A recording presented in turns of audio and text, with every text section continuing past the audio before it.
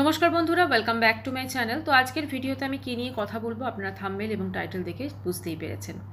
তো সকলকে আমি আমার চ্যানেলে ওয়েলকাম করছি। যদি ভিডিওটি ভালো লাগে তো অবশ্য করে চ্যানেলটি সাবস্ক্রাইব করে পাশে থাকার অনুরোধ রইল।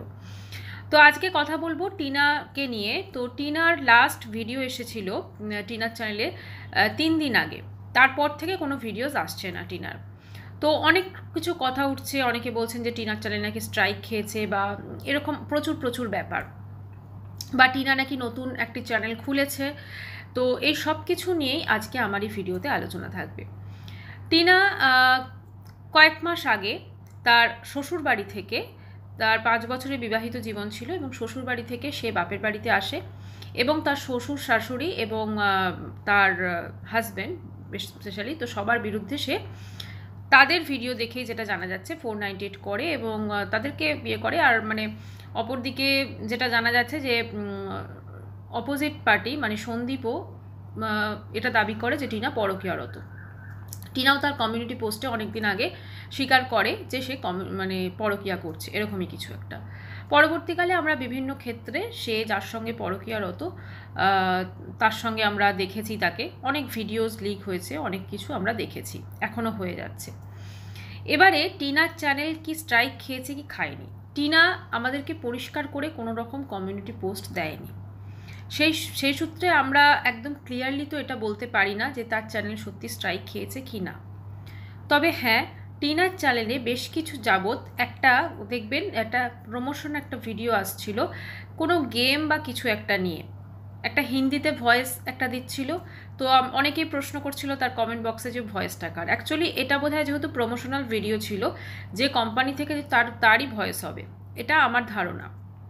তো ওই গেমটা দেওয়ার পর মেবি ওয়াইটি থেকে সেই জন্য হয়তো কোনো রকম গাইডলাইন স্ট্রাইক বা কিছু এসেছে, যার জন্যে ও আর ব্লগ আপলোড করতে পারছে না।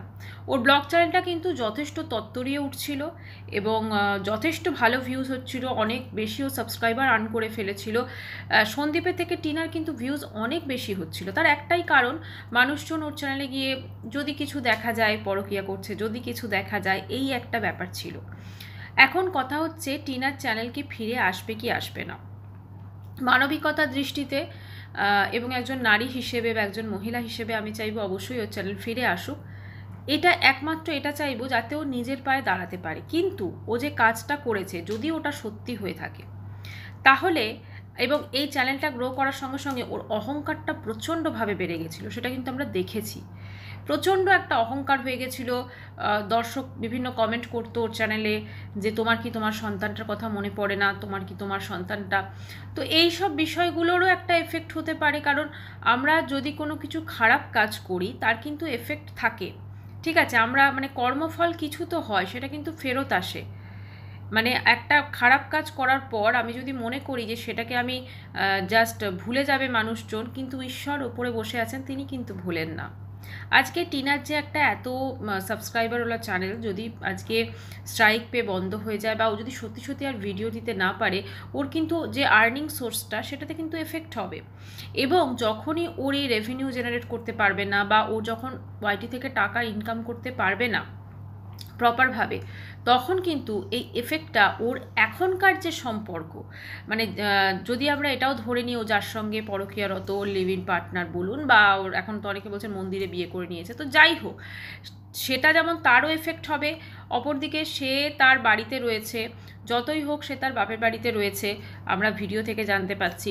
সেখানে সে যেভাবে এখন খরচ খরচা করছে বা সব কিছু করছে, যখন সে এগুলো করতে পারবে না তখন কিন্তু সে ওই বহাল তবিয়তে থাকতে পারবে না। ফলে কোথাও না কোথাও এই এফেক্টটা কিন্তু ওইখানেও হবে। সবসময় কথা আছে সত্যের পথ অবলম্বন করা উচিত। সত্য যদি তুমি মানে সেটা যতই কঠিন হোক, যতই কষ্ট হোক, তাতে আজকে টিনা সন্দীপের সঙ্গে খুশি ছিল না বা অসুখী ছিল তার কথা অনুযায়ী। যদি প্রপার এই কারণটা, এই রিজনটা কেন ছিল না, প্রপার যদি এই কারণটা বা এই রিজনটা সে যদি তার বাড়ির লোককে জানাতো বা সন্দীপের বাড়ির লোককে জানাতো, বা যদি মনে হতো যে না কাউকে জানিয়ে হচ্ছে না, তো সেক্ষেত্রে কোনো মধ্যস্থতা বা মিডিয়েশন সেন্টারে যদিও অ্যাপিল করতো, বা এমন কাউকে বলতো যারা ওদের দুজনের জিনিসটা সঠিক বিচার বিবেচনা করতে পারবে, কিন্তু সেরকম কিন্তু হয়নি। সেরকম কিন্তু একদমই হয়নি। এবং ও কী করেছে, একদম সোজা চলে গেছে, মানে ভিডিও অনুযায়ী যেটা দেখেছি বা আমরা যেটা সন্দীপের থেকেও জানতে পেরেছি, সব কিছু বিচার বিবেচনা করেও চলে গেছে। চলে গিয়ে তার শ্বশুরবাড়ির বিরুদ্ধেও একগাদা কেস লাগিয়ে দিয়েছে এবং ওর ধারণা ছিল যে এই কেসগুলো করলেই বোধহয় ও শ্বশুরবাড়ির লোক শাস্তি পেয়ে যাবে। তা তো একদমই নয়, একদমই হয় না এটা, কারণ প্রুফ করতে হয়। আমি কারোর বিরুদ্ধে গিয়ে 498 এ লাগিয়ে দিলাম আর তার শাস্তি হয়ে গেল এমন কিন্তু নয়। এটা কিন্তু প্রমাণ হতে হতে 4-5 বছরেরও বেশি টাইম লেগে যায়। সেটাও এখন রিয়েলাইজ করেছে বলে ও এখন চাইছে মিউচুয়াল ডিভোর্স। ঠিক আছে, সেটাও রিয়েলাইজ করেছে বলেই, কারণ ও ভালো করে জানে এই কেসটা অনেক দিন চলবে এবং যেহেতু ও যেটা মনে হচ্ছে যে যার সঙ্গে ও সম্পর্ক আছে তাকে বিয়ে করেছে, তো সেক্ষেত্রে ও সেই জন্য যত্নাতেই যাচ্ছে যে ডিভোর্স হয়ে যাক, তাহলে ওই সম্পর্কটাকে সামনে আনতে পারবে। প্রশ্ন হচ্ছে এখনও যে বিশ্বাস, যে ভরসা, যে আশা, যে আকাঙ্ক্ষাতে একটা অন্যজনের হাত ধরেছে, একটা শিশুকে ছেড়ে, কৃষাণুর মতো একটা সুন্দর ফুটফুটে শিশুকে ছেড়ে ও যে আশা, যে ভরসা, যা কিছু নিয়ে যে হাতটা ধরেছে, সত্যি কি ওই হাতটা সারা জীবন শক্ত করে ধরে থাকবে?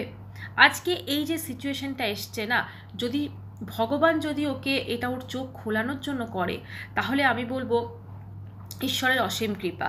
কারণ এর ফলে যেটা হবে, ও যখন ওয়াইটি থেকে একটা মোটা টাকা ইনকাম করতে পারবে না, তখন ওর যে এখন বর্তমানে ওর যে বয়ফ্রেন্ড বা ওর যে হাজব্যান্ড, বর্তমানে আমি জানি না, লিগালি তো ওরা বিয়ে করতে পারবে না, তো সে কি সত্যি সত্যি ওর সাথে থাকে, এটা কিন্তু দেখার। কারণ একটা শিশুকে ছেড়ে যখন একটা মা চলে যায়, আমার যেটা মনে হয় সেক্ষেত্রে কিছুটা হলেও বোধহয় ব্যাপারটা খুব একটা স্বার্থপরতার একটা পরখ হয়। নিজেকে ভালো রাখা অবশ্যই কর্তব্য, কিন্তু তার মানে এই নয় যে শিশুটি তোমার গর্ভ থেকে হয়েছে তাকে তুমি অস্বীকার করছো, তার কথা ভিডিওতে একবারও বলে না। এই যে বেড়াতে গেছিল, এত মানুষজনের জন্য শপিং করেছে, আজকে ওই ছোট্ট ফুটফুটে শিশুটার জন্য কিন্তু সে কিছু কেনেনি, মানে নিজের জন্য শপিংয়ের পর শপিং করছে, শপিং করছে। হ্যাঁ, তার হয়তো সেই ফুটফুটে সন্তানটি বা কৃষাণুর হয়তো কোনো কিছুর অভাব নেই, কিন্তু কোথাও না কোথাও ওর মায়ের অভাবটা তো সারা জীবন থেকে যাবে এবং ঈশ্বর করুক যেন ওর মা ওর কাছে ফিরে আসে। কারণ মা এমন একটা জিনিস যার কোনো সাবস্টিটিউট হয় না, মা মাই হয়। আজকে হয়তো সন্দীপ ওর সন্তানটিকে খুবই ভালোবাসছে, ওর মাও করছে, যথেষ্ট বয়স হয়ে গেছে তবুও, কিন্তু আজকে একটা সময় এমন আসবে যখন ওর মাকে সবথেকে বেশি প্রয়োজন হবে, ও মায়ের অভাবটা বুঝবে, মানে সেই জিনিসটা, সেই ফিলিংসটা সম্পূর্ণ অন্য হবে। এখনও অনেক ছোট আছে, এখনও যদি টিনা সব কিছু ভুলে যদি ফেরত আসে, বাচ্চাটার কোনো এফেক্টই হবে না, সে বুঝতেই পারবে না। কিন্তু ও যত বড় হতে থাকবে, তত ওর মধ্যে কিন্তু একটা কোথাও না কোথাও হীনমন্যতা বোধ কাজ করবে এবং তখন কিন্তু খুব মুশকিল হয়ে যাবে, যখন 8-5টা বাচ্চার মধ্যেও দেখবে যে ওর মা আছে, আমার কেন নেই নিজের মা। বা যদি ডিভোর্স হয়েও যায়, সন্দীপ যদি আবার নতুন করে সংসারও করে, তো সেক্ষেত্রে যে মা আসবে, তো আমি বলতে চাইছি না অনেক সবসময় যে সৎমা খারাপ হয় তা নয়, কিন্তু যদি কৃষাণুকে সে যত্ন না করে, যদি কৃষাণুকে সে মানে সেই ভালোবাসা, সেই আদর যেটা টিনা দিতে পারে সেটা যদি না দিতে পারে, তখন তো সন্তানটার ভবিষ্যতে একটা কোশ্চেন মার্ক থেকে যাচ্ছে, তাই না? ভবিষ্যৎটা যাতে ওর নিশ্চিত হয়, ওর যাতে খুব সুন্দরভাবে বাঁচতে পারে, একজন মানুষ হতে পারে কৃষাণু, এটা কিন্তু যেমন সন্দীপ, যেমন ওর মায়ের ভাবা উচিত, মানে সন্দীপের মায়েরও ভাবা উচিত, সন্দীপেরও ভাবা উচিত এবং অবশ্য করে টিনার ভাবা উচিত, টিনার বাড়ির লোকের ভাবা উচিত। আমি একটা কথা এই প্রসঙ্গে বলতে চাই, টিনার বাড়ির লোক এই পুরো টোটাল জিনিসটাকে এতটা ইজিভাবে কী করে মেনে নিল? শুধুমাত্র মেয়ে ওয়াইটি থেকে একটা চ্যানেল খুলে, যেহেতু মেয়ে এখন পপুলার ফেস হয়ে গেছে, ওয়াইটিতে একটা চ্যানেল খুলে এত লাখ লাখ টাকা ইনকাম করবে, শুধুমাত্র সেইটার জন্য ও এত বড় পাপ, এত বড় অনাচারকে কী করে মেনে নিল? এটা কিন্তু সব থেকে বড় কোশ্চেন। কারণ যতই হোক, আর যদি সেটা ওনাদের মনেই হয়েছিল, কেন ওনাদের মেয়ের বিয়ে ওরকম একটা গণ্ড গ্রামে কেন দিলেন? এবং সন্দীপ এখন তবু ঠিক আছে, তখন কিন্তু সন্দীপের আমার তো মনে হয় না এমন কিছু ছিল ওদের, তো সেই ক্ষেত্রে কি দেখে তারা মেয়ের বিয়ে ওইখানে দিতে গেছিলেন? আর যদি বিয়ে দিয়েইছেন, কেন তাহলে সেই সম্পর্কটাকে সুন্দর করার বা সেই সম্পর্কটা গড়ে তোলার চেষ্টা ওনারা করলেন না? আমি জানি না যে এটার ভবিষ্যৎ কী, তবে একটাই বলবো, যদি সত্যি সত্যি টিনার চ্যানেল বন্ধ হয়ে যায়, সেক্ষেত্রে খারাপ তো অবশ্যই একটা আর্নিং সোর্স বন্ধ হয়ে যাওয়া, কিন্তু কোথাও যেন টিনা এই রিয়েলাইজেশনটা করে যে সে যেটা করেছে সেটা ভুল করেছে।